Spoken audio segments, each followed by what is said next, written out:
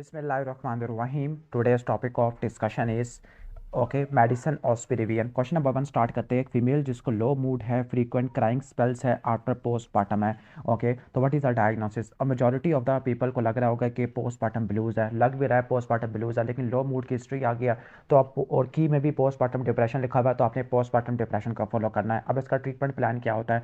Postpartum depression के treatment को आपने 3 हेडिंग बनानी है। एक होती है साइकोथेरेपी होती है, इसके अलावा फार्माकोथेरेपी होती है, मेरी राइटिंग बहुत ख़राब है, इस पर तुमसे लिखा भी नहीं जा रहा। फार्माकोथेरेपी होती है और तीसरा सोशल ट्रीटमेंट होता है। अब जो साइकोथेरेपी होती है इसमें cognitive behaviour therapy, family based therapy आ जाएगा, इसके अलावा इंटरपर्सनल थेरेपी वगैरह सारी थेरेपी आ जाती है। फार्माकोथेरेपी में आपने एंटी डिप्रेसेंट लिखनी है। फॉर एग्जांपल यहाँ पे फ्लोक्सेटिन, सर्ट्रालिन, सेटालोप्राम, एसिटालोप्राम है, एसएसआरआई, टीसी है, ट्राईसाइक्लिक एंटी डिप्रेसेंट है, selective norepinephrine reuptake inhibitor, serotonin norepinephrine reuptake inhibitor, monoamine oxidase inhibitor, इसके अलावा एंटीसाइकोटिक हैलोपेरिडोल भी दे सकते होते हैं। अब आपने मैच करना है सिम्टम को डायग्नोस के साथ। जो पेरीऑर्बिटल पफिनेस होती है नेफ्रोटिक सिंड्रोम में होती है, लेफ्ट पैरास्टर्नल ही पल्मोनरी हाइपरटेंशन में होती है, राइट वेंट्रिकल हाइपरट्रॉफी में, pulsatile liver right sided heart failure या ट्राइकस्पिड रिगर्जिटेशन में होता है, tenderness in the right iliac fossa appendicitis में होती है, bronchial breathing, increase vocal resonance, increase vocal parameters, ये आपको 3C में देखने को मिलता है। 3C कौन सी होती है? Consolidation, cavitation, collapse. ठीक हो गया, ये आ जाएगा आपका। इसके बाद इस डायग्राम को देखते हैं, इस आंटी जी का देखते हैं प्रॉब्लम क्या है। यहाँ पे देखो, यहाँ पे नेजोलेबियल फोल्ड इतना ज़्यादा प्रोमिनेंट है, ये नेजोलेबियल फोल्ड है, लेकिन यहाँ पे नहीं है। इसके अलावा यहाँ पे रिंकल्स वगैरह नहीं है। जो पाल्पेब्रल फिशर है काफ़ी ज़्यादा ओपन है। एंगल ऑफ माउथ है दूसरी साइड पे डिविएट कर गया है। ये राइट साइड है और ये लेफ्ट साइड है, तो इसका मतलब है लेफ्ट साइड की फेशियल पाल्सी है, लोअर मोटर न्यूरॉन पाल्सी है। लेफ्ट साइड की साइड जरूर मेंशन करनी है आपने। नेम टू साइन जो कि आपको यहाँ पे नजर आ रही है, for example widen palpebral fissure है, एंगल ऑफ माउथ डेविएट हो गया टू द राइट साइड, और इसके अलावा loss of nasolabial fold on the left side.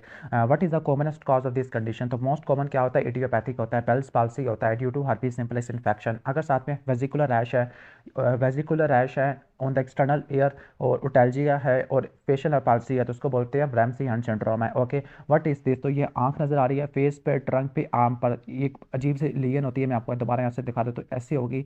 Radiating septa नजर आ रहे होते हैं, बड़ी फजूल चीज़ मैंने बनाई है, लेकिन ये क्या है? स्पाइडर एंजियोमा होता है। स्पाइडर एंजियोमा सिरोसिस में देखने को मिलता है। सिरोसिस में और क्या चीज़ देखने को मिलती है? साइटिस, सप्लीनोमेगाली, कैपोट मेडोसी, इसोफेजियल वायरसिस, गायनिकोमास्टिया ये देखने को मिलता है, और इसका मोस्ट कॉमन काज सिरोसिस होता है। इस डायग्राम में देखोगे इस फीमेल की दोनों साइड की जो आईलिड है वो ड्रॉपिंग है, this is called bilateral ptosis, और कोई फेशियल एक्सप्रेशन भी कोई नहीं है। बायलैटरल टोसिस है, लैक ऑफ फेशियल एक्सप्रेशन है। अच्छा, रट्टा मार लेना जब भी वो कहे डिस्क्राइब द एब्नॉर्मैलिटी, कभी भी डायग्नोस नहीं लिखना, जो आपको फिगर में नजर आ रहा है वो आपने एक्सप्लेन करना है। मोस्ट लाइकली अंडरलाइन डायग्नोस क्या होगा? माइसीना ग्रेविस होगा। इसके लिए जो डायग्नोस्टिक टेस्ट इसने लिखा हुआ है एट्रोफोनियम या टेंसिलोन टेस्ट। इसके अलावा यहाँ पे सीरोलॉजी करा सकते हैं, acetyl choline receptor antibody, anti Musk antibody या इलेक्ट्रोमायोग्राफी करा सकते हैं। ट्रीटमेंट के अंदर क्या होता है? एंटी कोलिनेस्टेरिक ड्रग इस्तेमाल करनी है, पायरिडोस्टिग्मीन है, कॉर्टिकोस्टेरॉइड, इम्यूनोसप्रेसिव इस्तेमाल करनी है, थाइमेक्टमी वगैरह करनी होती है। क्लियर। अब वंस अगर आपने फिजिकल फाइंडिंग को डायग्नोस से मैच करना है, टॉसिस आपको देखने को मिलती है माइस्थीनिया ग्रेविस के अंदर। ओके। साइनोसिस आपको देखने को मिलती है एम्फीसीमा में साइनोसिस होती है। वैसे मैंने इतना खास पढ़ा नहीं, हालांकि साइनोसिस वाला ब्लू ब्लोटर क्रॉनिक ब्रोंकाइटिस होता है। मर्मर आपको हाइपरथायराइडिज्म में होता है, सप्लीनोमेगाली माइलोफाइब्रोसिस में होती है। रट्टा मालेना सप्लीनोमेगाली 3M में आपको देखने को मिलती है। 3M कौन कौन सी होती है? माइलोफाइब्रोसिस, CML यानी माइलॉइड ल्यूकेमिया, और आ जाएगा मलेरिया। इसके अलावा लिशमिनियासिस में भी होता है, और जो पल्सस पैराडॉक्सिस है वो कार्डिक टेम्पोराड में होता है। कार्डिक टेम्पोराड पल्सर पैराडॉक्सिस और कौन सी 3 कंडीशन में होता है? निमोनिक है, CCA, cardiac tamponade, constrictive pericarditis, acute severe asthma, और कार्डिक टेम्पोराड में बैकस्ट्राइड भी होता है। ठीक हो गया, जिसमें ब्लड प्रेशर कम होता है, JVP बढ़ जाती है, मफल्ड हार्ट साउंड होती है। इसके बाद नेक्स्ट चलते हैं। Next this is dopamine drug होती है, डोब्यूटामिन अल्फा रिसेप्टर को स्टिमुलेट करती है, और इसके अलावा बीटा रिसेप्टर को भी स्टिमुलेट करती होती है। ये नॉर एपिनेफ्रिन की छोटी बहन होती है। क्लियर। तो कहाँ कहाँ इस्तेमाल होती है? कार्डियोजेनिक शॉक में इस्तेमाल होती है, क्योंकि कॉन्ट्रैक्टिलिटी को बढ़ा देती है। इसके अलावा सेप्टिसिमिक शॉक और हाइपोवोलेमिक शॉक वगैरह में इस्तेमाल होती है। अब चूंकि ये बीटा 1 और अल्फा 1 दोनों को स्टिमुलेट करती है। बीटा 1 को स्टिमुलेट करेगी टैकीकार्डिया हो जाएगा, अल्फा 1 को स्टिमुलेट करेगी तो रीनल वेजो कंस्ट्रिक्शन हो जाएगी, और इसका अल्टरनेटिव क्या होता है? डोपामिन नोरेपिनेफ्रिन है। अब इस ECG में देखते हैं। सबसे पहले जब ECG आ जाए घबराना नहीं है, बहुत ईजी सवाल होता है, मैं आपको बताता हूँ कैसे अप्रोच करना है छोटी सी वीडियो में। छोटी सी वीडियो तो नहीं है। सबसे पहले आपने ECG में देखना है रिदम स्ट्रिप कहाँ पे है। रिदम स्ट्रिप 2 होती है। रिदम स्ट्रिप क्यों का? क्योंकि यहाँ से मैं रिदम देखूंगा, और रिदम देखूंगा रेगुलर है या इरेगुलर है, क्योंकि कुछ ऐसे रिदम्स होते हैं जो कि इरेगुलर होते हैं। अब मैं इस स्ट्रिप में देखता हूँ, थोड़ा सा मैं जूम कर देता हूँ। यहाँ पे अगर आप फासला देखो, मैं थोड़ा सा जूम, और ये फासला देखो, ये फासला देखो, ये फासला देखो, ये फासला देखो, तो रिदम क्या है इसका? इरेगुलरली इरेगुलर है, rhythm is not regular. Okay, irregularly irregular है। फिर इसके बाद मैं देखूंगा P waves. Okay, P wave क्या होती है, हर क्यू आर एस कॉम्प्लेक्स से पहले मैंने पी वेव देखनी है। यहाँ पे भी कोई पी वेव नहीं है, इस वाले में भी कोई पी वेव नहीं है, इस वाले में भी नहीं है, इस वाले में भी नहीं है, इस वाले में भी नहीं है, इस वाले में भी नहीं है। तो इसका मतलब है कोई पी वेव नहीं है, इरेगुलरली इरेगुलर रिदम है। तो ये मोस्ट प्रोबेबली किस में होता है, एट्रियल फिब्रिलेशन में होता है। What is the rhythm called, अगर क्वेश्चन में पूछ लिया what is the rhythm called तो एट्रियल फिब्रिलेशन ही हो सकता है। ओके, तो इसमें irregularly irregular Q R S complex होते हैं और पल्सेस डेफिसिट आपको देखने को मिलता होता है। ओके, इरेगुलरली इरेगुलर पल्स होती है और पल्सेस डेफिसिट आपको देखने को मिलता होता है। पल्सेस डेफिसिट का मतलब है कि जो आपका ना लाइक एक होता है heart rate. Okay, heart rate और पल्स रेट। हार्ट रेट क्या होता है, पल्स रेट से ज़्यादा होता है। ठीक हो गया, क्योंकि कुछ इम्पल्स इतनी ज़्यादा वीक होती है वो पास नहीं हो पाती। व्हाट आर द काजेज, के काजेज को रट्टा मारने के लिए निमोनिक रट्टा मारना है पायरेट्स। ओके, पायरेट्स PARETS ये। ओके, लेकिन जो इंपॉर्टेंट काजेज होते हैं वो माइटोस्टिनोसिस, थायरोटॉक्सिकोसिस, इस्केमिक हार्ट डिजीज है, इडियोपैथिक हो सकते हैं। जब मैंने निमोनिक बताया हुआ, पी से पल्मोनरी एम्बोलिज्म, आई से इस्केमिक हार्ट डिजीज, आर से रिमेटिक हार्ट डिजीज, ए से एट्रियल मिक्सोमा, टी से थायरोटॉक्सिकोसिस है। ओके, पायरेट्स, ई से एथेनॉल आ जाएगा, एस से सेप्सिस आ जाएगा, माइटोस्टिनोसिस वगैरह भी ऐड कर लेना। ठीक हो गया, क्लियर, ऑलमोस्ट ये हो जाएगा। इसके बाद हम नेक्स्ट आगे चलते हैं। ओके, जेंटलमैन जो कि आपके सामने बैठा हुआ है उसको अभी भी diagnose to have positive anti, उसके बॉडी के अंदर क्या है, एंटीबॉडीज़ है हेपेटाइटिस सी के अगेंस्ट है। अब अपने काउंसल करना है उसको प्रोग्नोसिस के बारे में, डाइट के बारे में and advice to the family as a whole है। अब ये मेरे ख्याल से इंटरेक्टिव स्टेशन होगा। ओके, इसमें अपने एग्जामिनर को बताना है, ऑब्जर्व स्टेशन है। सबसे पहले प्रोग्नोसिस के बारे में बताना है, हेपेटाइटिस सी के बारे में। Hepatitis C is a slowly chronic है, नंबर 1 क्रॉनिक है, स्लोली प्रोग्रेसिंग डिजीज़ है। पैनिक नहीं होना, प्रोग्रेस रिलेटिवली गुड होती है except in the advance cases. इसके बाद आगे है डाइट के बारे में क्या कहना है। ओके, आपने कहना है कि कोई डाइटरी रिस्ट्रिक्शन की कोई खास ज़रूरत नहीं है। ठीक हो गया, ओके, बस ये कहना फैटी फूड ज़्यादा नहीं लेनी। ओके, और इसमें advice to the family as a whole, इसमें आइसोलेशन की ज़रूरत नहीं होती। क्यों, क्योंकि फीकल ओरल रूट से नहीं फैलता होता बल्कि ब्लड या सेक्शुअल रूट से फैलता होता है। बस आपने ये कहना है कि इसके आपने ओके नीडल सिरिंजेस वगैरह को अवॉइड करना है, ब्लड ट्रांसफ्यूजन को अवॉइड करना है। ओके, वन सेकेंड, एक और ECG आ गया। मैंने पहला रूल बताया था, सबसे पहले आपने लीड 2 को देखना होता है, क्लियर, लेकिन लीड 2 तो यहाँ पे है ही नहीं। तो सिंपल ऊपर वाले लीड को देख लेते हैं, क्या कह रहे हैं, कैलकुलेट द हार्ट रेट। तो हार्ट रेट कैलकुलेट करने के लिए ओके, तो अगर मैं इस कौन सी एक अच्छी सी यहाँ से पकड़ लेता हूँ लीड वगैरह। ओके, तो हार्ट रेट को देखने के लिए आपने क्या करना होता है, एक दो दो क्यूआरएस कॉम्प्लेक्स के दरमियान में डब्बे गिनने हैं। बड़े डब्बे कितने हैं, एक बिग स्क्वायर, दो बिग स्क्वायर, और जो तीसरा है ना, तीसरा आधा है। तो 300 डिवाइडेड बाई 2.5, आंसर क्या आ जाएगा, मेरे रियाज इतने अच्छे नहीं है। ओके, यहाँ पे आंसर इसने 2, चलो 2 बना दिए, इसने 2 बिग स्क्वायर ले लिया, तो 150 बीट्स पर आ जाएगा। व्हाट इज द रिदम, तो रिदम क्या है, साइनस टकीकार्डिया, क्योंकि हार्ट रेट 100 से ज़्यादा का है। What are the 4 causes of sinus tachycardia, तो साइनस टकीकार्डिया के काजेज को आपने 2 में डिवाइड करना है, फिजियोलॉजिकल और पैथोलॉजिकल है। फिजियोलॉजिकल में आपकी एंजाइटी होती है, क्लियर, और पैथोलॉजिकल में आपका हाइपरथायराइडिज्म है, फीवर है और शॉक आ जाएगा, खासतौर पर हाइपोवोलेमिक शॉक आ जाएगा, क्लियर, ठीक हो गया।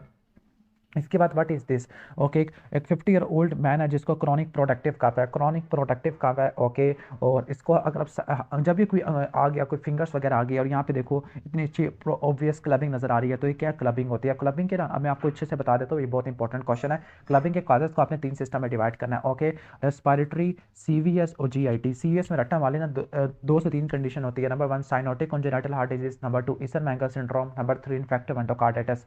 रेस्पिरेटरी के अंदर क्या क्या काज होते हैं, उसका निमोनिक है ABCD। ओके, ABC है, ए से आ जाएगा आपका लंग एब्सेस आ जाएगा, बी से ब्रोंकोजेनिक कैंसर है, ए से एब्सेस है, ठीक है, बी से बल्कि ए से एब्सेस, बी से ब्रोंकिएक्टिसिस, सी से कैंसर जो कि ब्रोंकोजेनिक कैंसर होता है। इसके अलावा फाइब्रोजिंग एल्विलाइटिस में, सिस्टिक फाइब्रोसिस में होता है। क्रॉनिक प्रोडक्टिव कफ है तो आपको रेस्पिरेटरी सिस्टम वाले कॉजेज बताने हैं, like bronchiectasis, lung cancer, pulmonary fibrosis, empyema, इसमें से ना एम्फीसीमा लिखा हुआ है, अम्पाइमा, सिस्टिक फाइब्रोसिस वगैरह आपने लिखना होता है, क्लियर, क्योंकि क्रॉनिक प्रोडक्टिव कफ हो रही है। CVS के और GIT के काजेज नहीं लिखने हैं। अच्छा, GIT में कौन से 3 काजेज होते हैं, निमोनिक के 3C, सिस्टिक फाइब्रोसिस आ जाएगा, इसके अलावा सिरोसिस आ जाएगा, सिलिक डिजीज आ जाएगा और क्रॉन्स डिजीज आ जाएगा, क्लियर। अब इसके इसमें आपने क्या 3 स्पेसिफिक इन्वेस्टिगेशन क्या करानी है, सबसे पहले एक्सरे चेस्ट कराना है, नंबर 2 HRCT कराना है, ब्रोंकोस्कोपी और स्पोटम एग्जामिनेशन कराना होता है, क्लियर, क्योंकि लंग कैंसर वगैरह, TB वगैरह नहीं, वैसे TB में तो होते नहीं है। ओके, अब इस क्वेश्चन को डायग्नोज करना है। अगर मैं इस क्वेश्चन की लास्ट लाइन को पढ़ता हूँ, percussion note is resonant. Okay, percussion note resonant as compare to other side, तो इसका मतलब है नीमोथोरैक्स है। Okay, apex beat were felt at the normal position. Okay, ट्रैक्टर एपेक्स बीट डिस्प्लेस नहीं हुई है। Okay, breath sound normal reduce है राइट साइड पर। सडन ऑनसेट चेस्ट पेन है।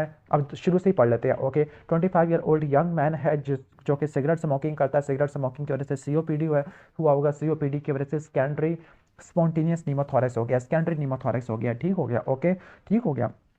Y it is not tension pneumothorax, क्योंकि trachea और apex beat displace नहीं हुई, तो ये क्या स्पॉन्टेनियस नीमोथोरैक्स होता है। अब नीमोथोरैक्स में गिव आर्ग्यूमेंट, तो नीमोथोरैक्स में क्या होता है कि आपने क्या करना है 1 1 1 2 2 2, इसको बोलते हैं वोकल रेजोनेंस वोकल फ्रैमेटस, ये कम हो जाती होती है और साइनोसिस आपको देखने को मिलती है नीमोथोरैक्स में, वैसे सीवियर केस में होती है। ओके, अगर कंडीशन क्रिटिकल हो जाए, फॉर एग्जांपल ब्लड प्रेशर कम हो जाए, ट्रैकिया एपेक्स बीट डिस्प्लेस हो जाए, तो ये कंडीशन कौन सी हो जाएगी, टेंशन नीमोथोरैक्स है। सिंगल थेरापेटिक स्टेप्स जो कि लाइफ को सेव कर देगा from his complication, single therapeutic step. Okay, अब रट्टा मार लेना, सबसे पहले जो इमरजेंसी के अंदर क्या करते हैं, नीडल थोरैकोसेंटेसिस करते हैं, लेकिन जो फाइनल ट्रीटमेंट होता है, जो सिंगल थेरापेटिक स्टेप है, वो चेस्ट की इंट्यूबेशन है, जो फाइनल स्टेप होता है। चेस्ट की इंट्यूबेशन कहाँ पे करते हैं, फिफ्थ इंटरकोस्टल स्पेस में करते हैं। ओके, मिड एक्सिलरी लाइन के अंदर ट्रायंगल ऑफ सेफ्टी में करते होते हैं। इसके बाद 22 ईयर ओल्ड गर्ल है जिसको पाल्पिटेशन की हिस्ट्री है, ट्रेमर है और इंसोम्निया है। ओके, ठीक हो गया, पाल्पिटेशन, ट्रेमर, इंसोम्निया है, हार्ट रेट काफ़ी ज़्यादा बढ़ा हुआ है, बीपी वगैरह भी है, थायराइड एग्जामिनेशन नॉर्मल है, what is the most likely diagnosis. Okay, ठीक हो गया। ओके, अब ये टेंशन से रिलेटेड है, तो ये क्या एक्यूट एंजाइटी है। अब अपने फियोक्रोमोसाइटोमा नहीं लिखना, फियोक्रोमोसाइटोमा में क्या होता है, एपिसोडिक पेन होता है, हालांकि एपिसोडिक होता है। ओके, लेकिन यहाँ पर ना फाइनल प्रोफेशनल एग्जामिनेशन से पहले से उसको एंजाइटी हो रही है, थोड़ा सा ब्लड प्रेशर बढ़ा हुआ है, क्लियर, सही हो गया, और हार्ट रेट बढ़ा है। ओके, ये क्यों हो रहा है, एक्यूट एंजाइटी की वजह से होता है। Okay, explain to her the nature of the problem and how to cope with it, तो एग्जामिनर सेटिस्फैक्शन मतलब है कि एग्जामिनर को सेटिस्फाई करना है आपने इसको। How can you control her symptom, तो सिम्टम को कंट्रोल करने के लिए आपने क्या देना होता है, 2 बी देनी है, बेंजोडाइजेपिन और बीटा ब्लॉकर है, इसके अलावा साइकोथेरेपी वगैरह करनी होती है, क्लियर। इसके बाद हम नेक्स्ट आगे आ जाती है, और 15 ईयर ओल्ड बॉय जिसको शॉर्टनेस ऑफ ब्रेथ है और एक्सर्शन और पाल्पिटेशन है। पाल्पिटेशन, पाल्पिटेशन का मतलब है हार्ट रेट काफ़ी ज़्यादा बढ़ रहा है, हार्ट रेट बढ़ रहा है इसका मतलब है हार्ट पे या तो वर्कलोड ज़्यादा या हार्ट फेल हो रहा है। अब एग्जामिनेशन में पता लगा कि पैरास्टर्नल हीव है। पैरास्टर्नल हीव का क्या मतलब होता है, पैरास्टर्नल हीव का मतलब है राइट वेंट्रिकल की हाइपरट्रॉफी है, और राइट वेंट्रिकल की हाइपरट्रॉफी पल्मोनरी हाइपरटेंशन की वजह से हो सकती है। और इसके बाद देखो स्प्लिटिंग ऑफ S2 है। ओके, सेकंड हार्ड साउंड है उसकी स्प्लिटिंग देखने को मिल रही है। अब ये नहीं बताया कि वाइड स्प्लिटिंग है या फिक्स स्प्लिटिंग है, अगर फिक्स स्प्लिटिंग होता तो वह EST हो जाएगा। लेकिन अगर मैं यहाँ पर ऑक्सीजन सैचुरेशन को देखूंगा, ऑक्सीजन सैचुरेशन देखो, इंफीरियर वेना कैवा इनको देखो, फिर राइट एट्रियम में या राइट वेंट्रिकल में आते आते ऑक्सीजन सैचुरेशन तो काफ़ी ज़्यादा बढ़ गया है। इसका मतलब क्या है, इसका मतलब है EST है। ओके, ठीक हो गया, एट्रियल सेप्टल डिफेक्ट है जिसकी वजह से लेफ्ट टू राइट शंट हुआ है, यानी left to right shunt EST की वजह से हुआ है, जिसकी वजह से स्टेप अप ऑक्सीजन सैचुरेशन हो गई राइट एट्रियम के अंदर। ओके, ठीक हो गया। नॉर्मली राइट एट्रियम के अंदर जो ऑक्सीजन सैचुरेशन होती है वो 65 से लेकर 70% होती है, लेकिन जब ESD होगा, लेफ्ट टू राइट शंट होगा, तो स्टेप अप ऑक्सीजन सैचुरेशन हो जाएगी, तो डायग्नोस क्या ESD हो जाएगा।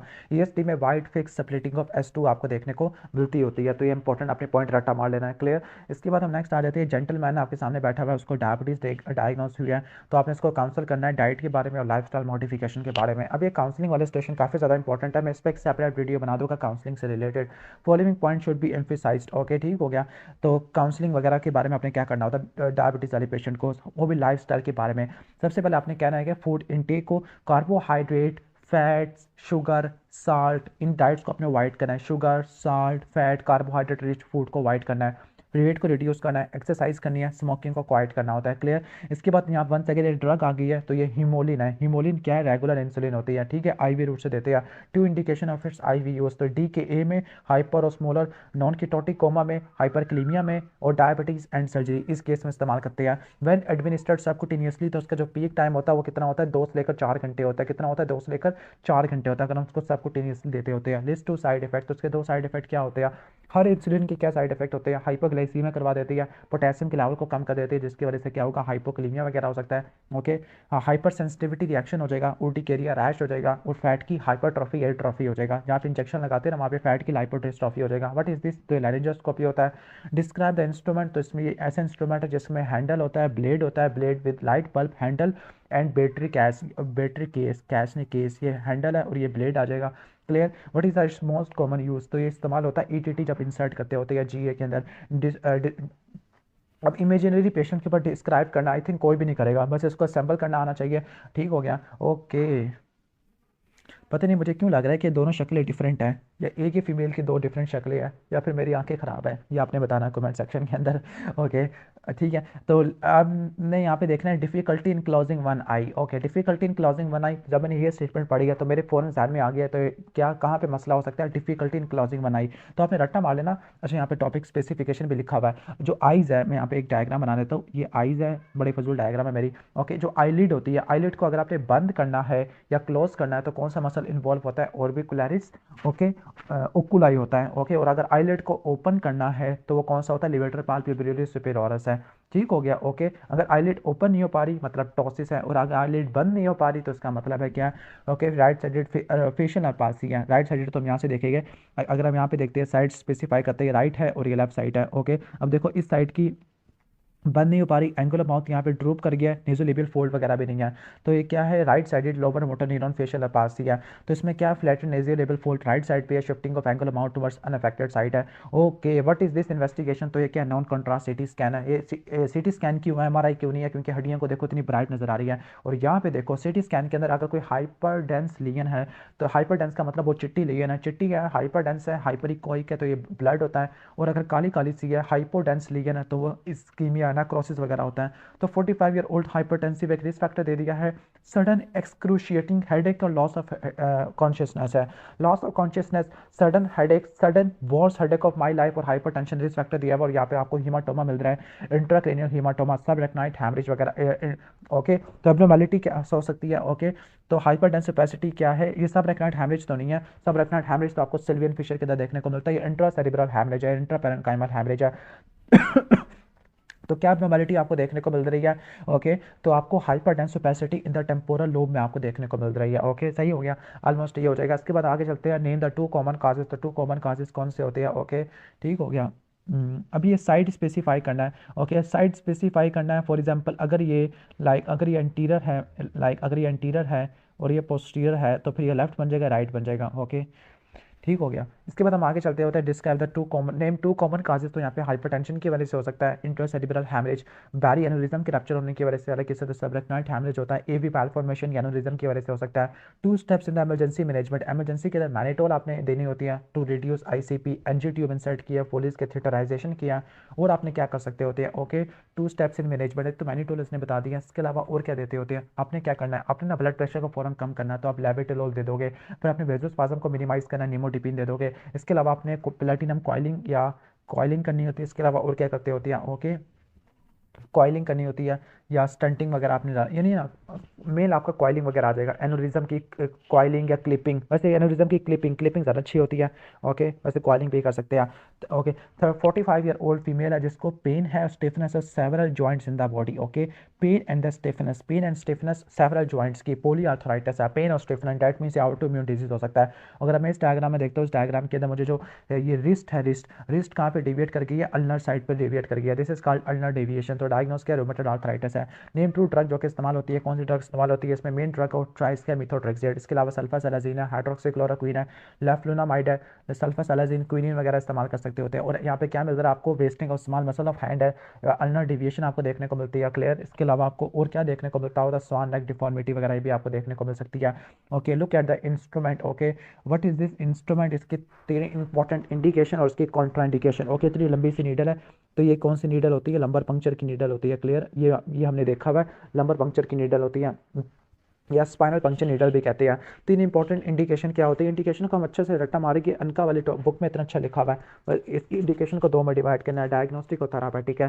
डायग्नोस्टिक में मेनिंजाइटिस को, एन्सेफलाइटिस को, सबरेक्नाइट हैमरेज को डायग्नोस करने के लिए, और थेरापेटिक के अंदर लाइक हम कह सकते हैं कि थेरापेटिक के अंदर, अच्छा, डायग्नोसिस में मल्टीपल स्क्लेरोसिस जीबी सिंड्रोम भी हो जाएगा। थेरापेटिक के अंदर अगर आपने क्या करना होता है, फॉर एग्जाम्पल लाइक आपने कुछ ड्रग्स देनी है इंट्राथिकल रूट से, इंट्राथिकल कीमोथेरेपी वगैरह करनी होती है, माइलोग्राफी करनी होती है, तो हम इस्तेमाल कर सकते हैं। और कब नहीं करना होता, रेस्ट आईसीपी कभी भी नहीं करना, रेस्ट आईसीपी में अगर कोई लोकल सेप्सिस है या ब्लीडिंग क्लॉटिंग डिसऑर्डर है या पेशेंट कोऑपरेटिव नहीं है, okay. Once again this drug is dexamethasone, okay, dexamethasone, ठीक हो गया। This 3 important side effect of the given drug. तो मैं आपको बताता हूँ, सपोज ना, ओके, कैसे ड्रा करूँ, मुझे कुछ समझ नहीं आ रहा है मैं क्या ड्रा करने वाला हूँ, ये मैंने क्या ड्रा कर दिया। ओके, मेरी ड्राइंग बहुत ज़्यादा ख़राब है, ओके। सपोज़ ये एक बंदे के मैंने हाथ बनाया है और ये इसकी गर्दन आ गया, पता नहीं क्या बनाया मैंने, ओके। आई थिंक मुझे ऐसे ही बता देना चाहिए जो मैं बताना चाह रहा हूँ। अच्छा ना, इसके 3 इंपॉर्टेंट साइड इफेक्ट क्या होते हैं? 3 इंपॉर्टेंट साइड इफेक्ट है कि जो कॉर्टिसोल है, डेक्सामेथासोन होता है, ये क्या करता है, वाटर की रिटेंशन करता है, जिसकी वजह से हाइपर टेंशन हो जाती है। इसको ऐसे रट्टा मारना, अपने शोल्डर जॉइंट को पकड़ना है। शोल्डर जॉइंट पे स्किन है, तो स्किन की क्या हो सकती है, स्किन की आपको स्ट्राई देखने को मिल सकती है, स्किन का ब्रूजेस देखने को मिलता है। ओके, और इसके बाद मसल है शोल्डर जॉइंट पर, तो आपने रट्टा मार लेना। मसल्स पे क्या होता है, मसल की वेस्टिंग होती है, मायोपैथी होती है। बोन पे क्या होता है, ऑस्टियोपोरोसिस होता है। और ब्लड में क्या होता है, हाइपरग्लाइसीमिया आपको देखने को मिलता होता है। क्लियर, ठीक हो गया। अब 3 इंपॉर्टेंट इमरजेंसी, 3 इंपॉर्टेंट इंडिकेशन है, 3 इंपॉर्टेंट इंडिकेशन है, तो किस किस में इस्तेमाल करते होते हैं? वैसे इसके 3 से 4 एज होते हैं। नंबर 1, ब्रोंकियल अस्थमा का सीवियर अटैक है, सीवियर अटैक और ब्रोंकियल अस्थमा या स्टेटस अस्थमेटिकस है। नंबर 2, रट्टा मार लेना, एनाफाइलैक्सिस में इस्तेमाल करते हैं, एडिसोनियन क्राइसिस वगैरह में इस्तेमाल करते हैं, raised ICP due to tumour. Okay, इसके बाद व्हाट इज दिस, तो हम्म, ओके, तो यहाँ पे आपको डर्माटोमल रिस्ट्रिक्टेड रैश आपको नजर आ रहा है, ठीक हो गया। ओके, पेनफुल इची रैश है चेस्ट के ऊपर और स्पेसिफिक डर्माटोम के अंदर है पेनफुल इची रैश। तो ये क्या होता है, आइडेंटिफाई द लीजन। तो लीजन क्या, आइडेंटिफाई द लीजन क्या है, हर्पीज जोस्टर का टिपिकल लीजन होती है। क्लियर, ठीक हो गया। शिंगल्स है, what is the causative micro organism, क्या होता है causative micro, herpes zoster virus होता है। चिकन पॉक्स वायरस है, चिकन पॉक्स वायरस लिख दिया। और ड्रग और चॉइस कौन सी, एसाइक्लोविर होती है। ओके, व्हाट इज दिस है, okay, this chest X-ray 27 year old lady का जिसको डिस्निया हो रहा है और इरेगुलर पल्स और murmur on the mitral area है। Okay, murmur on the mitral area है। ओके, और इरेगुलर पल्स है। ओके, और उसको डिस्निया वगैरह भी हो रहा है। Okay, what is the most likely diagnosis, तो मोस्ट प्रोमिनेंट जो चीज़ नजर आ रही है, नंबर 1 देखो, ये हार्ट है। ओके, अब आपने ना यहाँ पे एक चीज़ कैलकुलेट करनी है, CTR, कार्डियोथोरेसिक रेशो। ओके, ये पूरा थोरस का है और ये पूरा हार्ट का है। जो कार्डियोथोरेसिक रेशो नॉर्मली 0.5 से कम होती है, मतलब ना हार्ट 50% से कम का होता है, लेकिन अगर 50% से ज़्यादा का हो जाए तो उसका मतलब है कार्डियो में गैली हो गया। और अगर मैं सिनेरियो को देखता हूँ, इरेगुलर पल्स है, इसका मतलब क्या है, कोई एट्रियल फिब्रिलेशन हुई है। Murmur on the mitral area, मतलब माइट्रल स्टेनोसिस है, उसको एट्रियल फिब्रिलेशन हो गया और माइट्रल स्टेनोसिस की वजह से हार्ट का हार्ट फेलियर भी आपको देखने को मिल रहा है, डिस्निया हो गया। क्लियर, सही हो गया। तो इन लार्ज कार्डिक शैडो है और convexity in the left upper border. Okay, left upper border में आपको कन्वेक्सिटी वगैरह आपको देखने को मिल रही है। ओके, ठीक हो गया, तो ऑलमोस्ट ये हो जाएगा। Okay, convexity left upper border में है, तो ये माइट्रल स्टेनोसिस या रिगर्जिटेशन की वजह से हो सकता है। मोस्ट कॉमन काज पाकिस्तान में रूमेटिक हार्ट डिजीज या रूमेटिक फीवर इन चाइल्डहुड होता है। ओके, आइस को देखो, एक्सोफ्थाल्मोस हुआ है। 35 ईयर ओल्ड फीमेल जिसको वेट लॉस और ट्रैमर है, वेट लॉस और ट्रैमर ये थायरोटॉक्सिकोसिस की वजह से होती है। एक्सट्रीमली एजिटेटेड और फाइन ट्रैमर्स होता है, ग्रेविस डिजीज हो जाएगा। Hypothyroidism due to Graves disease है। 3 फिजिकल साइन जो कि इस पेशेंट में होते हैं, एक तो एक्सोफ्थाल्मोस होता है, lid lag, lid retraction. Okay, lid lag को वॉन ग्राफी साइन कहते हैं, लिड रिट्रैक्शन को डायलरिम्पल साइन कहते होते हैं। इसके अलावा tachycardia, diffuse enlargement of thyroid gland और ब्रूई ओवर द थायराइड, ये आपको देखने को मिलता है। कौन सी 2 इन्वेस्टिगेशन कराओगे, थायराइड फंक्शन टेस्ट करा लोगे, T3 T4 ज़्यादा होगा, TSH कम हो जाएगा, रेडियो एक्टिव आयोडीन अपटेक बढ़ जाती होती है, थायराइड अल्ट्रासाउंड करा सकते होते हैं। काउंसलिंग करनी है, इंटरेक्टिव स्टेशन है, डायबिटीज़ है। ओके, जिसका फास्टिंग ब्लड ग्लूकोज लेवल थोड़ा ज़्यादा है, तो आपने इलनेस के बारे में आपने बताना है। सबसे पहले आपने एक्सप्लेन करना है नॉर्मल फास्टिंग, शुगर वैल्यू के बारे में, एक्सरसाइज, डाइटिंग, प्रॉपर मेडिकेशन के बारे में। इसके बाद X-ray shown in the 40 year old man जो कि चेस्ट पेन और डिस्निया के साथ प्रेजेंट हुआ है। ओके, पता नहीं, या तो मैं उसको उल्टा देख रहा हूँ, नहीं बल्कि एक्सरे ठीक है, मैं उल्टा नहीं देख रहा, लेकिन ये इतना ज़्यादा ये, ओके, चेस्ट पेन है और डिस्निया वगैरह हो रहा है। ओके, तो एब्नॉर्मैलिटी क्या है एक्सरे के अंदर, ठीक है, तो अगर मैं आपको यहाँ से दिखाऊँ, लाइक ये पूरा कोलैप्स बॉर्डर है, यहाँ पे सारी की सारी हवा जमा हुई हुई है। ओके, तो ये क्या है, नीमोथोरेक्स होता है। जब भी चेस्ट पेन और डिस्नी आ जाए ना, तो अपने नीमोथोरेक्स, पल्मोनरी एम्बोलिज्म, निमोनिया के बारे में ज़रूर सोचना होता है। नेम 2 फिजिकल फाइंडिंग जो कि इस पेशेंट में, okay, name 2 physical findings like you you will expect in this patient. अच्छा, 2 फिजिकल फाइंडिंग्स, नंबर 1 रट्टा मार लेना, इंक्रीज रेस्पिरेटरी रेट आपको देखने को मिलता है। ओके, और फिजिकल फाइंडिंग के अंदर क्या होता है, लाइक अगर आप रेस्पिरेटरी सिस्टम की फाइंडिंग करोगे तो आपको क्या मिलेगा, रिड्यूस ब्रेथ साउंड होगी। क्लियर, इसके अलावा यहाँ पे वोकल रेजोनेंस, वोकल प्राइमेटस, ये भी आपको कम देखने को मिलता होता है नीमोथोरेक्स में। और क्या देखने को मिलता होता है नीमोथोरेक्स में, हाइपर रेजोनेंट परकशन आउट होता है। ठीक है, डिक्रीज ब्रेथ साउंड और हाइपर रेजोनेंट परकशन आउट वगैरह आ गया, ठीक हो गया। Okay, clear. अब इसकी इमरजेंसी मैनेजमेंट क्या होती है, इमरजेंसी मैनेजमेंट ये होती है कि आपने सबसे पहले आपने नीडल थोरैकोसेंटेसिस करनी है, नीडल डिकम्प्रेशन करनी है सेकंड इंटरकोस्टल स्पेस में। और स्पेसिफिक ट्रीटमेंट क्या होता है, स्पेसिफिक ट्रीटमेंट के अंदर हम कह सकते हैं कि chest tube intubation 5th intercostal space के अंदर। इसके बाद once again examiner's opening statement के 30 ईयर ओल्ड जेंटलमैन है, हेमाटोमेसिस के साथ आइए, how will you proceed to manage this patient है। ओके, गैस्ट्रोएंटरोलॉजी का सबसे पहले मैनेजमेंट आ जाए तो हमने हिस्ट्री से स्टार्ट करना है, हिस्ट्री, एग्जामिनेशन है। ओके, फिर इन्वेस्टिगेशन और फिर मैनेजमेंट के अंदर आपने आना होता है। ठीक है, ओके, फिर मैनेजमेंट के अंदर आ जाते हैं। सबसे पहले आपने IV लाइन लगानी है। Okay, 2 large bore IV line लगानी है, एक IV लाइन से आपने IV फ्लूइड्स देना, दूसरा IV लाइन से आपने ब्लड ट्रांसफर कराना होता है। क्लियर, ठीक हो गया। जब पेशेंट स्टेबल हो जाए तो आपने एंडोस्कोपी करानी होती है, और एंडोस्कोपी से आप एंडोस्कोपिक बैंड लाइगेशन सेक्लेरोथेरेपी करते हैं। अगर उससे ब्लीडिंग नहीं रुक रही तो आपने बैलून टेम्परांट करना होता है, उससे भी नहीं रुक रही, रिकरेंट ब्लीडिंग है तो आपने टिप्स करना है, ट्रांसल्यूकुलर इंट्राहेपेटिक मोटोसिस्टेमिक शंटिंग है। ओके। पोअरली कंट्रोल डायबिटीज़ और हाइपरटेंशन लास्ट 20 ईयर्स से है। ओके। अब यहाँ पे देखो पीएच क्या हुई है, कम हुई है। ओके। CO2 को देखो, CO2 लगभग कम हुआ हुआ है। ओके। ऑक्सीजन ठीक है, बाइकार्बोनेट कम हुआ हुआ है, डेट मीन से मेटाबॉलिक एसिडोसिस है, ग्लूकोज के अलावा थोड़ा सा ज़्यादा हुआ हुआ है। ओके। पोटेशियम के अलावा भी ज़्यादा हुआ हुआ है, हाइपरक्लीमिया है, सोडियम के अलावा कम हुआ हुआ है, ब्लड यूरिन नाइट्रोजन के अलावा बढ़ा हुआ है। तो what is the acid based disorder, तो ये क्या हाई 9 गैस मेटाबॉलिक एसिडोसिस होती है। Clear. What are the underlying causes of this metabolic abnormality। Okay. तो यहाँ पे मोस्ट प्रोबेबली क्या, डायबिटीज़ की वजह से डायबिटिक नेफ्रोपैथी हो गया है। ओके। ठीक है, और जिसकी वजह से रीनल फेलियर हो गया। ओके। और इसका दो डेफिनेटिव ट्रीटमेंट क्या होते हैं डायबिटिक नेफ्रोपैथी में, फाइनल जो ट्रीटमेंट होता है तो डायलिसिस होता है, दूसरा रीनल ट्रांसप्लांटेशन होता है। Dialysis peritoneal dialysis followed by haemodialysis है। ओके। 20 ईयर ओल्ड वुमेन जो कि साइकेट्री आउट पेशेंट डिपार्टमेंट में आई है, मदर के साथ आई है, उसको वॉइसेस को सुन रही है अपने माइंड के अंदर जो कि कह रही है कि poison threatening to poison her and. Okay. यानी इसको क्या हो रही है, एडोटरी हेलुसिनेशन वगैरह हो रही है, और हर फैमिली बिलीव कि इसको जिन पोजेस कर रहे हैं। मोस्ट प्रोबेबली डायग्नोस क्या है, स्किज़ोफ्रेनिया वगैरह हो सकता है। नेम टू ड्रग जो कि ट्रीटमेंट में इस्तेमाल होती है। ओके। तो आपने एंटीसाइकोटिक ड्रग्स के नाम लिख देने हैं। एंटीसाइकोटिक ड्रग्स दो तरह की होती है, टिपिकल, एटिपिकल। जो टिपिकल वाली होती है डोपामिन रिसेप्टर को ब्लॉक करती है। ओके। कौन कौन सी होती है टिपिकल में, ओके, हैलोपेरिडोल, और इसके अलावा फिनोथाइजिन वगैरह आ जाएगा। ओके। क्लोप्रोमाजिन वगैरह आ जाएगा। जबकि आपका वो वहाँ पर एटिपिकल या सेकंड जनरेशन के अंदर ओलेंजापिन, क्लोजापिन, रिस्पेरिडोन, जिप्रासिडोन आ जाएगा। Okay. What is this, febrile illness है जो कि हर तीसरे दिन पे आ जाती है। Okay. Fever every third day. Okay. ठीक हो गया। ओके। एवरी थर्ड डे जो फीवर होता है ये कौन सा होता है, टर्शियन फीवर होता है। फीवर हाई ग्रेड है, चिल्स और राइगर्स भी आ रहे हैं। मोस्ट प्रोबेबली अगर हम यहाँ पे देखो आरबीसी के अंदर क्या मलेरियल पैरासाइट है। ओके। तो आरबीसी कंटेनिंग मलेरियल पैरासाइट है। दो ड्रग्स जो कि ट्रीटमेंट में इस्तेमाल करते हैं, क्लोरोक्विन, क्यूनिन, इसके अलावा कोआर्टी मेथड इस्तेमाल कर सकते हैं। ओके। ठीक हो गया। आर्टी मेथड, लुमेफेंट्रिन इस्तेमाल कर सकते होते हैं। Clear.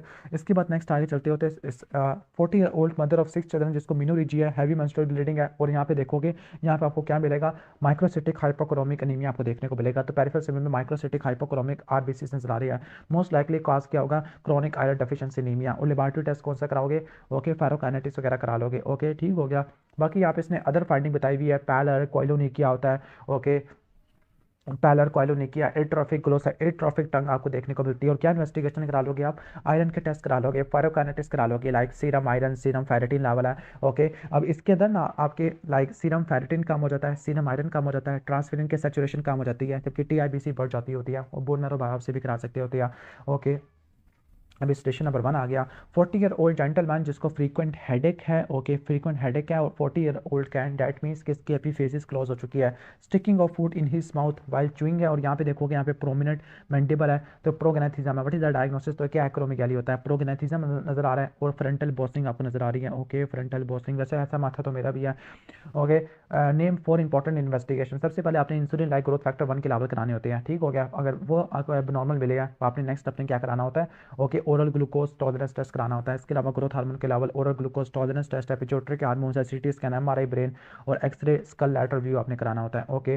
What is this, okay, तो यहाँ पे ये आइज है, और आइज पे देखो यहाँ पर एक वेजिकुलर इरप्शन वगैरह आ रही है जो कि आइज को भी इन्वॉल्व कर रही है। तो क्या हर्पीज जोस्टर इनका इन्फेक्शन है, हर्पीज जोस्टर ऑप्थेल्मेटिकस है, तो सिंपल हर्पीज जोस्टर का इन्फेक्शन लिख दोगे। What is the nerve supply supplying the area, और मेंशन इट्स ब्रांचेस, तो जो फेस को जो सप्लाई करती है वो ट्राइजेमिनल नर्व होती है, इसकी 3 ब्रांचेस होती है, लेकिन इस केस में ये ऑफ्थेल्मिक नर्व है, ये मैक्सिलरी और ये मैंडिबुलर होती है। मैंडिबुलर को हर्पीज जोस्टर इन्वॉल्व नहीं करता, ऑफ्थेल्मिक और मैक्सिलरी को इन्वॉल्व करता है। Name the aetiological agent causing this disease, तो क्या होता है, वारिसिला जोस्टर वायरस या हर्पीज जोस्टर वायरस वगैरह भी कह सकते हैं। चिकन पॉक्स यहाँ पे लिखा हुआ है। नेम द एटियोलॉजिकल एजेंट, तो हर्पीज जोस्टर वायरस लिख देना, mention the name of other disease, तो अदर डिजीज में आपका चिकन पॉक्स आ जाएगा। क्लियर।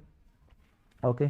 इसके बाद नेक्स्ट हम आ जाते हैं लेनॉक्सिन यानी डाइजॉक्सिन, यहाँ पे बताया हुआ है नेम 2 इंडिकेशन, तो डाइजॉक्सिन का एक तो रट्टा मार लेना, डाइजॉक्सिन आपको कहाँ इस्तेमाल होती है, ओके, कंजेस्टिव हार्ट फेलियर में इस्तेमाल होती है डाइजॉक्सिन। दूसरा डाइजॉक्सिन एट्रियल फिब्रिलेशन में इस्तेमाल होती है, atrial fibrillation, okay, SVT without pre excitation syndrome to control ventricular heart rate, okay, इस केस में भी इस्तेमाल होती है। क्या कॉम्प्लिकेशन हो सकती है, ओके, अभी एट्रियल फिब्रिलेशन के लिए इस्तेमाल होती है, लेकिन इसकी कॉम्प्लिकेशन क्या हो सकती है, एट्रियल टकीकार्डिया विद एवी ब्लॉक्स हो सकती है, यानी एट्रियल एरिथमियास हो सकती है, वेंट्रिकुलर एरिथमियास हो सकती है, वेंट्रिकुलर बाइजेमिनी, आपको सबसे इंपॉर्टेंट रट्टा मार लेना, ब्लड वीएन होती है विद अल्टर्ड कलर वीएन, ओके, ब्लड वीएन होगी, कलर्ड वीएन खराब हो जाएगी, सीएनएस पे साइड इफेक्ट लाइक कन्फ्यूजन होगा, और जीआईटी पे नॉजिया वॉमिटिंग कन्फ्यूजन आपको देखने को मिलते हैं, एनोरेक्सिया देखने को मिलता होता है। वन सेकंड, आइज को देखो काफी ज्यादा, ये क्या हो गया, ओके। हाँ, तो ये एक्सोप्थाल्मस बताया हुआ है और यहाँ पे देखो डिफ्यूज टॉक्सिक गोइटर है। Okay, history of weight loss despite good appetite और फाइन ट्राइमर्स ऑफ हैंड है। तो ये क्या होता है, hyperthyroidism due to Graves disease है। दो साइन मुझे क्या नजर आ रहे हैं, डिफ्यूज यूनिफॉर्म थायराइड स्वेलिंग है और एक्सोप्थाल्मस नजर आ रहा है। ठीक हो गया। ओके, यहाँ पे आंसर ही खत्म है। नेम टू ड्रग्स जो कि ट्रीटमेंट के लिए इस्तेमाल होता है, कौन कौन सी ड्रग होती है, प्रोपाइलथायोरेसिल इस्तेमाल करते हैं, कार्बिमाजोल इस्तेमाल करते हैं, प्रोपेनालोल देते होते हैं। क्लियर, ठीक हो गया। मेथीमाजोल वगैरह इस्तेमाल कर सकते हैं। ये शीशी कौन सी है, ये एपिनेफ्रिन या एड्रेनालिन की है। थ्री लाइफ थ्रेटनिंग कंडीशन जहाँ पे एपिनेफ्रिन इस्तेमाल होती है, एक तो मुझे रट्टा मार लेना, एनाफाइलैक्टिक शॉक का रट्टा मार लेना। ओके, थ्री लाइफ थ्रेटनिक, एक तो एनाफाइलैक्टिक शॉक है, इसमें इस्तेमाल होती है। नंबर टू सीपीआर में इस्तेमाल होती है to produce cardiac activity due to its chronotropic effect. Chronotropic का मतलब है हार्ट रेट को बढ़ा देती होती है और ये कोर्स वेंट्रिकुलर फिब्रिलेशन को फाइन वेंट्रिकुलर फिब्रिलेशन में कन्वर्ट कर देती है, जिसकी वजह से कार्डियोवर्जन को अच्छे से रिस्पॉन्ड कर जाता है। तीसरा, एक्यूट सीवियर अस्थमा में इस्तेमाल होती है। तो किन किन तीन कंडीशन में इस्तेमाल होती है, ओके, ठीक हो गया। सीपीआर में जहाँ पर ये क्या करती होती है, क्रोनोट्रॉपिक इफेक्ट की बेस पर, और ये कोर्स वेंट्रिकुलर फिब्रिलेशन को फाइन वेंट्रिकुलर फिब्रिलेशन में कन्वर्ट कर देती है। सिवियर एक्यूट सीवियर अस्थमा जिसको स्टेटस अस्थमेटिकस कहते हैं, और लास्ट में आ जाएगा एक्यूट एनाफाइलैक्सिस आ जाएगा। क्लियर, इसके साइड इफेक्ट क्या होते हैं, ओके, मोस्ट कॉमन क्या होगा, सीनस पे एक्साइटेशन हो जाएगा like anxiety, tremor, fear of tension, headache आपको देखने को मिलता है, कार्डिक एरिथमियास देखने को मिलेगी लाइक वेंट्रिकल का सुप्रा वेंट्रिकुलर टैकीकार्डिया, पल्मोनरी एडीमा हो जाएगा उन पेशेंट में जिनका हार्ट ऑलरेडी फेल हुआ पड़ा है। ओके, और इस्कीमिक हार्ट डिजीज में इस्कीमिया को प्रेसिपिटेट कर देती होती है। व्हाट इज दिस, तो इतनी बड़ी आपको पंच आउट लिगन नजर आ रही है। तो ये पंच आउट लिगन एक्सरे के अंदर है, लिटिक लिगन या punch out lytic lesion skull X-ray में या मल्टीपल माइलोमा में देखने को मिलती है। क्या क्या इन्वेस्टिगेशन करा लोगे, सबसे पहले सीबीसी करा लोगे जिसमें आपको लाइक प्लेटिलेट्स तो नहीं होते बल्कि लिम्फोसाइट्स के लेवल प्लाज्मा सेल का लेवल ज़्यादा होगा। सीबीसी ईएसआर करा लोगे। क्लियर, सीरम प्रोटीन और serum protein electrophoresis, urine protein electrophoresis वगैरह करा लोगे। क्लियर, इसके अलावा लास्ट में आप बोन मैरो एस्पिरेशन करा लोगे, ठीक है, कंफर्मेशन के लिए। ओके, बेंज जोन्स प्रोटीन वगैरह देख लोगे आप। Okay, what is this, what is your diagnosis in this X-ray, तो इस एक्सरे में देखो कि यहाँ पर कंसोलिडेशन है, यहाँ पे कंसोलिडेशन, यहाँ पे कंसोलिडेशन है। Okay, how will you treat है, तो ये डायग्नोस क्या होगा, पल्मोनरी ट्यूबी है। ओके, खासतौर पर ये मिलियरी टीबी ज़्यादा लग रहा है, मिलियरी टीबी देखो ना यहाँ पर पूरी इधर इधर इधर इधर इधर इधर इतने सारे यहाँ पर मिलियरी मिलियरी शेडिंग नज़र आ रही है। ठीक हो गया। How will you treat this patient, तो अपनी 4 ड्रग देनी होती है एटीटी एंटी ट्यूबरकुलोस थेरापी में, आइसोनियाज़ाइड, रिफेम्पिन, पिराज़िनामाइड, इथिन ब्यूटेल आ जाती है। पहले 2 महीनों में 4 ड्रग्स और फिर अगले 4 महीनों में 2 ड्रग्स आपने इस्तेमाल करनी है। ओके, इसके बाद है कि what 3 complication can patient develop from this, तो क्या कॉम्प्लिकेशन हो सकती है पल्मोनरी टीबी की वजह से, लाइक पल्मोनरी टीबी की वजह से क्या हो सकती है, लंग में एब्सेस हो सकती है, पल्मोनरी फाइब्रोसिस हो सकती है, इसे उन्होंने पल्मोनरी पूछा हुआ सिर्फ। ओके, बाकी इसके अलावा मेनिंजाइटिस हो सकता है, सर्वाइकल लिम्फेडिनाइटिस वगैरह डेवलप हो सकता है, पल्मोनरी फाइब्रोसिस वगैरह डेवलप हो सकता है। ओके, 50 ईयर ओल्ड जेंटलमैन है, 2 मंथ हिस्ट्री ऑफ पाल्पिटेशन और डिस्निया, पाल्पिटेशन हार्ट रेट ज़्यादा हो रहा है हार्ट फेलियर की वजह से, और dyspnoea that means left sided heart failure है, देखो कार्डियोमेगाली हुई हुई है।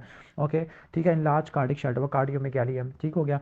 4 causes of this abnormality, cardiomegaly एक तो आप रट्टा मार लेना, आपको किन किन कंडीशन में देखने को मिलती है, लाइक हार्ट फेलियर में आपको देखने को मिलती है, मोस्ट इंपॉर्टेंट तो आपका ये है हार्ट फेलियर है। इसके अलावा जो एक और कंडीशन है जिसमें सिस्टोलिक हार्ट फेलियर होता है वो डायलेटेड कार्डियोमायोपैथी है। Dilated cardiomyopathy ventricle heart disease है, इस्कीमिक हार्ट डिजीज़ है, अनकंट्रोल्ड हाइपरटेंशन और पेरिकार्डियल एफिजन होता है। और क्या इन्वेस्टिगेशन कराते हैं हार्ट के डिजीज़ के लिए, एक्सरे, ईसीजी और इकोकार्डियोग्राफी कराते होते हैं। स्टेशन नंबर 9 के अंदर चलते हैं। What is this investigation, one second, ये क्या है, नॉन कंट्रास्ट सीटी स्कैन होता है। देखो हिस्ट्री ऑफ फीवर है, हेडेक और वॉमिटिंग है, फीवर हेडेक और वॉमिटिंग, लग रहा है कि हेडेक और वॉमिटिंग, इसका मतलब है कुछ चीज़ कंप्रेस करी है ब्रेन के अंदर। ओके, ब्रेन एब्सेस हो सकती है, और फीवर भी है, ब्रेन एब्सेस हो सकता है। क्रॉनिक साइनोसाइटिस की हिस्ट्री है, और यहाँ पर रिंग इनहांस लीगन है, तो ये ब्रेन एब्सेस होती है। तो इन्वेस्टिगेशन क्या है, नॉन कंट्रास्ट सिटी स्कैन है। Clear, non contrast CT scan या सिटी स्कैन, बल्कि यहाँ पे तो कंट्रास्ट लिखा हुआ है, हाँ वैसे इतना अच्छा कंट्रास्ट है, सॉरी ये नॉन कंट्रास्ट नहीं कंट्रास्ट है, बल्कि सिटी स्कैन लिख दो। ओके, डायग्नोस किया ब्रेन एब्सेस है। 3 मोस्ट यूजफुल ड्रग्स, तो सबसे पहले आपने मैनिटोल देना है जो कि क्या कर देगी, इंट्राक्रेनियल प्रेशर को कम कर देगी। इसके अलावा सीजर्स है तो आपने क्या देना है, एंटी एपिलेप्टिक ड्रग देनी होती है। ओके, डिकैड्रोन आपने इस्तेमाल करनी है। अब आपने बताना है डिकैड्रोन का मैकेनिज्म ऑफ एक्शन क्या होता है, और इन्फेक्शन को काउंटर करने के लिए एंटीबायोटिक देनी होती है। मेन ट्रीटमेंट क्या है, सर्जिकल इवैक्यूएशन आपने करनी होती है। ठीक हो गया, सर्जिकल इवैक्यूएशन एंड या ड्रेनेज आपने करनी है, और एंटीबायोटिक देनी है, साइनोसाइटिस को ठीक करना है। ओके, तो ओके अब इस फीमेल को देखने पे पता नहीं मुझे फीमेल या मेल लग रही है, लेकिन ये फीमेल है जिसकी विजुअलाइजेशन वगैरह हुई पड़ी है। लेकिन देखो मून फेस है। ओके और यहाँ पे सिनारियो पढ़ोगे 34 और ईयर ओल्ड लेडी है, 9 month history of weight gain है, वीकनेस है, एमिनोरिया है। ओके ब्लड प्रेशर बढ़ा हुआ है, प्रोक्सिमल मायोपैथी है, ग्लूकोज के लेवल ज़्यादा है, प्रेगनेंसी टेस्ट भी नेगेटिव है, तो ये क्या है कुशिंग सिंड्रोम है। Okay but sign is shown in this picture, तो साइन कौन सा है, मून फेस आपको नजर आ रहा है, ट्रंकल ओबेसिटी या मून फेस है, कुशिंग सिंड्रोम में देखने को मिलता होता है। Clear. Name 3 important diagnostic test, और 3 इंपॉर्टेंट डायग्नोस्टिक टेस्ट में सबसे पहले आपने 24 hour urinary free cortisol level है, लेट नाइट कॉर्टिसोल लेवल आपने कराना होता है सलाइवा का। इसके अलावा low dose dexamethasone suppression test है, ओवरनाइट डेक्सामेथासोन सप्रेशन टेस्ट है, high dose dexamethasone suppression test और एसीटीएच के लेवल आपने कराने होते हैं। और स्टेशन नंबर 12 पे चलते होते हैं प्लूरल फ्लूइड एनालिसिस आपने किया है, हाई ग्रेड फीवर और pain in left side of the chest है, मतलब नमूनिया हो सकता है, कलर टर्बिड है, प्रोटीन का लेवल बढ़ा हुआ है, टीएलसी काफ़ी ज़्यादा आ रही है। ओके वो भी न्यूट्रोफिल आ रहे हैं। ओके ग्लूकोज का लेवल कम और पीएच का लेवल भी कम है। ठीक हो गया, तो मोस्ट लाइकली डायग्नोसिस क्या है, बल्कि मैं तो नमूनिया कह रहा था, लेकिन यहाँ पे तो उसने एम्पाइमाथोरासिस बता दिया। क्यों? क्योंकि पास काफ़ी कलर काफ़ी टर्बिट है प्लूरल फ्लूइड का। क्लियर। ठीक हो गया। प्लूरल फ्लूइड का निकाला ना, तो हम पाइमाथोरेसिस हो सकता है। ट्रीटमेंट में क्या है, आईवी एंटीबायोटिक चांस लेकर 6 हफ्ता तक देनी होती है। इसके अलावा अपने चेस्ट इंट्यूबेशन आपने करनी है और ओपन ड्रेनेज आपने करनी होती है इफ रिक्वायर्ड। ठीक हो गया। ओके बस सर्जिकल ड्रेनेज है। ओके एंटीबायोटिक्स आपने देनी होती है। इसके बाद एक क्वेश्चन में चलते हैं, high grade fever chills and rigors है, मोस्ट प्रोबेबली डायग्नोस क्या हो सकता है, मलेरिया हो सकता है। एंटी मलेरियल ड्रग और पैरासिटामोल दी गई है। एच भी देखो कम है, एमसीवी क्या हुआ हुआ है, ज़्यादा हुआ हुआ है, एमसीवी तो ज़्यादा हुआ हुआ है। ओके ठीक है। लेकिन अगर यहाँ पे देखोगे बाइट सेल्स और ब्लिस्टर सेल्स भी नजर आ रही है, बाइट सेल्स और ब्लिस्टर सेल्स, इसका मतलब है ग्लूकोज 6 फास्फेट डिहाइड्रोजिनेज डेफिशिएंसी है। हिमोलिटिक एनीमिया, और हिमोलिटिक एनीमिया के अंदर क्या होता है, एफसीवी बढ़ जाता होता है ड्यू टू फोलेट डेफिशिएंसी, क्योंकि आरबीसी ज़्यादा टूट रहा है। क्लियर, सही हो गया। तो ये क्या है आपका ग्लूकोज 6 फास्फेट डिहाइड्रोजिनेज डेफिशिएंसी होती है। 4 एजेंट जो कि इसको प्रेसिपिटेट कर देते हैं, नंबर 1 एंटी मलेरियल ड्रग को रट्टा मार लेना। लाइक एंटी मलेरियल ड्रग में कौन सी है, प्राइमा क्वीन है। इसके अलावा सल्फोनामाइड रट्टा मार लेना, क्विनोलॉन्स रट्टा मार लेना, एस्पिरिन रट्टा मार लेना। ट्रीटमेंट में क्या है, ब्लड ट्रांसफ्यूजन देना और ऑफेंडिंग एजेंट को अपने रिमूव कर देना है। ओके 1 सेकेंड फीवर, हेडेक और वॉमिटिंग फॉर 7 डेज है, क्रॉनिक साइनोसाइटिस की हिस्ट्री है। ओके ठीक है। और यहाँ पे रिंग इनहांस लिए ना, तो इन्वेस्टिगेशन क्या, सीटी स्कैन विद कॉन्ट्रास्ट है। नॉर्मल फाइंडिंग यहाँ पे क्या है, ब्रेन एब्सेस लेफ्ट साइड पे नजर आ रही है। ओके बल्कि ये लेफ्ट साइड है। ठीक है लेफ्ट साइड मान लेते हैं। Write down the 3 steps of management, तो स्टेप्स ऑफ मैनेजमेंट में क्या होते हैं, सबसे पहले आपने इंजेक्शन मैनिटोल और एंटी एपिलेप्टिक ड्रग देनी है सिम्प्टोमेटिक ट्रीटमेंट के तौर पर। साइनोसाइटिस को अपनी ठीक करना, एंटीबायोटिक से और सर्जिकल इवैक्यूएशन आपने करनी होती है। क्लियर। इसके बाद यहाँ पे आ जाती है, एक पेशेंट है हाइपरथायराइड लेडी है जिसको अनीमिया है, और यहाँ पे देखोगे हाइपर सेगमेंटेड न्यूट्रोफिल है। हाइपर सेगमेंटेड न्यूट्रोफिल और हाइपोथायरॉइडिज्म है। हाइपोथायरॉइडिज्म विटामिन B9 या B12 डेफिशिएंसी, अल्कोहलिज्म वाले में मैक्रोसाइटिक एनीमिया होता है, तो मेगालोब्लास्टिक एनीमिया यहाँ पे लिखा हुआ है। What are the 3 other haematological feature of this disease है। ओके ठीक हो गया। तो हिमाटोलॉजिकल में क्या होता है, एच बी कम होता है, हाइपोथायरॉइडिज्म में एमसीवी रेस्ट होता है, 120 से ज़्यादा का होता है, आरबीसी काउंट रिलेटिवली लो होती है, not matching the degree of anaemia, retics का काउंट भी कम होता है, ल्यूकोसाइड भी कम है, प्लेटलेट भी कम है, मतलब पैनसाइटोपिनिया और बोन मैरो करा लोगे, बोन मैरो हाइपर सेलुलर होती है। ओके इसमें आपको मेगालोब्लास्टिक चेंजेस देखने को मिलती होती है। ओके और हाइपर सेगमेंटेड न्यूट्रोफिल आपको देखने को मिलते होते हैं, हाइपर सेगमेंटेड न्यूट्रोफिल है, जॉइंट मेटामाइलोसाइड माइलोसाइड ये आपको देखने को मिलता होता है।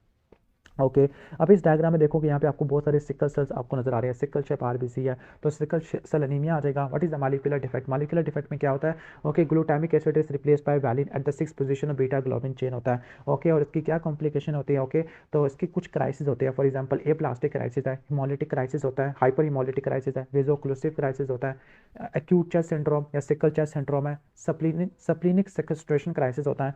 Okay biliary pigmented stone infection वगैरह ये आपको देखने को मिलता होता है। क्लियर। इसके बाद यहाँ पे चलते होते हैं। ओके तो यहाँ पर आपको हीमाटोमा नजर आ रहा है। ओके ठीक है। हॉस्पिटल अनकॉन्शियस कंडीशन के अंदर आया है, 2 दिन तक बिल्कुल ठीक ठाक था। Okay old old old man है, ओल्ड है, एंटीकोगुलेंट है, और यहाँ पे देखोगे ओके ये आपका कॉन्वेक्स शेप नजर आ रही है, कॉन्वेक्स नहीं क्रिसेंट शेप है, तो ये क्या है, सबड्यूरल हीमाटोमा, सबड्यूरल हीमाटोमा होता है, बस इसने बायलैटरल बता दिया। Okay subdural haematoma left side, ये क्या कह रहे हैं, what is the diagnosis subdural haematoma, bilateral 2 marks, जिसने एक साइड का लिखा हो एक लेफ्ट, पता नहीं क्या है। ओके सबसे पहले आपने रिससिटेट करना है, एबीसी को मेंटेन करना है, अनकॉन्शियस पेशेंट को केयर करना है, फिर आपने इंजेक्शन मैनिटोल देना है ताकि सीएसएफ का आईसीबी कम हो जाए। इसके बाद आपने न्यूरो सर्जिकल कंसल्टेशन करनी होती है, आपने बर होल सर्जरी और क्रेनियोटमी आपने करनी होती है। क्लियर। इसके बाद हम नेक्स्ट आगे चलते हैं, ये क्या यहाँ पे है ही नहीं। ओके, बस यहाँ पे रट्टा मार लेना। Massive right sided pleural effusion है, प्लूरल फिन यहाँ पे होगी, प्लूरल फिन में आपको मेनिस्कस साइन देखने को मिलेगा इस तरह का, ठीक हो गया। ओके, मीडियस्टिनल शेप दूसरी साइड पे है।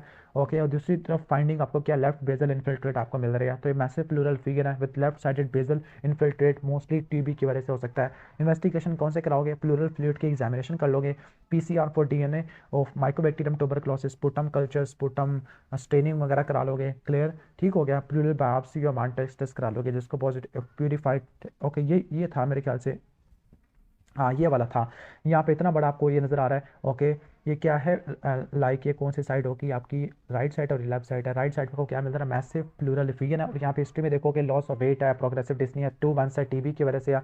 और लेफ्ट साइड पे बेजल इन्फिल्ट्रेट आपको मिल रहा है, ठीक हो गया। आंसर वगैरह ऊपर से आ जाएगा। ट्रीटमेंट इन्वेस्टिगेशन के अंदर क्या क्या, प्लूरल फ्लूइड एनालिसिस आपने कराना होता है, क्लियर, पीसीआर कराना है, प्लूरल बायोप्सी और मांटेस्ट टेस्ट आपने करा लिया, ठीक हो गया। आगे चलते होते हैं स्टेशन नंबर 6 में चलते होते हैं। स्टेशन नंबर 6 में यहाँ पे देखो pupil, okay, like severe headache और diplopia for the last 1 day है। ओके, ठीक हो गया। तो ये कौन सी आई है, राइट है और ये लेफ्ट साइड की है। ओके, ठीक हो गया। दो पॉजिटिव फाइंडिंग आपने बतानी है। दो पॉजिटिव फाइंडिंग क्या, पीपल डायलेटेड हुआ पड़ा है। ओके, लाइक अगर आप देखोगे पीपल का साइज काफ़ी बड़ा हुआ है। और पीपल कहाँ पे, स्ट्रेबिस्मस आपको कहाँ पे देखने को मिल रहा है, ओके राइट साइड है। ओके, इस साइड पे आपको स्ट्रेबिस्मस आपको देखने को मिल रहा है। व्हाट इज द डायग्नोसिस, तो डायग्नोस क्या हो सकता है, थर्ड नर्व की पाल्सी है। ओके, ठीक हो गया। अब ये थर्ड नर्व की पाल्सी, थर्ड नर्व में people down and out move कर जाता है, ठीक हो गया। अगर ये कोई 6 नर्व की पाल्सी होती, पीपल यहाँ चला जाता है, लेकिन इधर मूव कर गया है और स्ट्रेबिस्मस भी है और पीपल डायलेटेड है, तो ये थर्ड नर्व की ओकुलोमोटर नर्व की पाल्सी है। अब इसके काजेस को दो में डिवाइड करना है, सर्जिकल काज और मेडिकल काज। सर्जिकल काजेस के अंदर कोई एनोरिज्म है पोस्टीरियर कम्युनिकेटिंग आर्टरी का, या डायबिटीज़ वगैरह है, इन केसेस में आपको देखने को मिलता है, ठीक हो गया। ओके, इसके बाद हम नेक्स्ट आगे चलते हैं। हिस्ट्री ऑफ फीवर है और हिमोप्टोसिस फॉर लास्ट 2 वीक्स है, फीवर कफ हिमोप्टोसिस, और यहाँ पे आपको लंग एब्सेस नजर आ रही है। वेट लॉस की भी हिस्ट्री है और क्लबिंग भी है। क्लबिंग आपको मैंने बताया था किन किन कंडीशन में होती है, एब्सेस में, ब्रोंकिएक्टिसिस में, लंग के कैंसर में आपको देखने को मिलती है। ओके, तो डिस्क्राइब द 2 पॉजिटिव फाइंडिंग, तो यहाँ पे ये राइट साइड है और ये लेफ्ट साइड है। तो राइट साइड पे क्या है आपको, ओके, थिक वाल्ड कैविटी और एयर फ्लूइड लेवल है, थिक वाल्ड कैविटी और एयर फ्लूइड लेवल देखने को मिल रही है। तो डायग्नोस किया राइट साइड का लंग एब्सेस है। ट्रीटमेंट के अंदर आईवी एंटीबायोटिक 4 से लेकर 6 हफ्ते तक और ब्रोंकोस्कोपिक एस्पिरेशन आपने करनी होती है। क्वेश्चन नंबर 8 में चलते हैं। ओके, तो ये राइट साइड और ये लेफ्ट साइड है। यहाँ पे लंग कोलैप्स हो पड़ा और इतनी सारी हवा नजर आ रही है। Sudden onset of left sided chest pain और शॉर्टनेस ऑफ ब्रेथ है और साइनोसिस भी हो गया है। तो दो पॉजिटिव फाइंडिंग जो कि चेस्ट एक्सरे में आपको नजर आ रही है। ओके, ठीक है। Okay, large pneumothorax left side पे shift of mediastinum to the right side. Okay, mediastinum right side पे शिफ्ट कर गया। ओके, और जेट ब्लैक ओपेसिटी आपको मिल रही है, लेफ्ट साइड पे देखने को मिलती है। कोलैप्स और लंग आपको देखने को मिलता है। डायग्नोसिस का क्या है, लेफ्ट साइड निमोथोरिक्स होता है। इमरजेंसी ट्रीटमेंट जो कि आप करोगे इस पेशेंट का, okay, white board needle insert करोगे लेफ्ट प्लूरल कैविटी में सेकंड इंटरकोस्टल स्पेस के अंदर। ओके, इसमें देखोगे इतने काले काले से वेंट्रिकल नजर आ रही है। Decrease attention, apathy, loss of memory for 3 month है, 70 ईयर ओल्ड है, अनस्टेडी गेट और incontinence of urine, wet wobbly wacky, यानी यूरिन इनकॉन्टिनेंस है, गेट प्रॉब्लम है और इन लार्ज वेंट्रिकल हाइड्रोसेफेलस है। तो ये क्या होता है, नॉर्मल प्रेशर हाइड्रोसेफेलस होता है। इन्वेस्टिगेशन क्या है, नॉन कंट्रास्टिटी स्कैन होती है। Okay, in large left ventricle है विदाउट सेरिब्रल एट्रोफी। ओके, ठीक हो गया, एब्नॉर्मैलिटी ये आ जाएगा। डायग्नोसिस क्या हो जाएगा आपका, ओके, नॉर्मल प्रेशर हाइड्रोसेफेलस। और ट्रीटमेंट में के अंदर क्या होता है, वेंट्रिकुलो पेरिटोनियल शंटिंग आपने करनी है, वेंट्रिकुलोस्टमी वगैरह भी कर सकते होते हैं। ओके, तो यहाँ पे रहते हैं, इस पेशेंट को हिस्ट्री ऑफ डिस्फेजिया है और निमोनिया वगैरह भी हो रहा है, bluish discoloration of hands in phenomena. और यहाँ पे देखोगे कैरेक्टरिस्टिक्स अपीयरेंस है, बीक नोज है, माउथ पूरा क्लोज हुआ पड़ा है। ओके, रिंकल्स वगैरह हुए हुए हैं। तो ये किसमें होते हैं, ये आपको स्क्लेरोडर्मा में देखने को मिलते हैं। स्क्लेरोडर्मा सिस्टमिक स्क्लेरोसिस है। अब इसकी क्या सिस्टमिक कॉम्प्लिकेशन होती है, सिस्टमिक कॉम्प्लिकेशन पे हर सिस्टम वाइज आपने बतानी है। पल्मोनरी पे क्या होगी, लाइक लंग्स पे क्या होगी, पल्मोनरी फाइब्रोसिस, पल्मोनरी हाइपरटेंशन है। हार्ट पे मायोकार्डाइटिस करवा देगा। रीनल पे स्क्लेरोडर्मा रीनल क्राइसिस करा सकता है, हाइपरटेंशन करा सकता है, जीआईटी कॉम्प्लिकेशन करा सकता होता है। Name one 2 diagnostic investigation, serology करा लोगे जिसके अंदर क्या होगा, ओके, सीरोलॉजी के अंदर आपको वो पॉजिटिव मिलती है, कौन सी होती है, एएनए पॉजिटिविटी आपको देखने को मिलती है। इसके अलावा जो स्क्लेरोडर्मा 2 तरह का होता है, डिफ्यूज और लिमिटेड वाला। लिमिटेड वाले को क्रेस्ट सिंड्रोम कहते हैं, इसमें एंटी सेंट्रोमेर होती है। डिफ्यूज वाले में एंटी टोपोइसोमेरेस एंटीबॉडी होती है। क्लियर, पीडीएफ खत्म हो गया।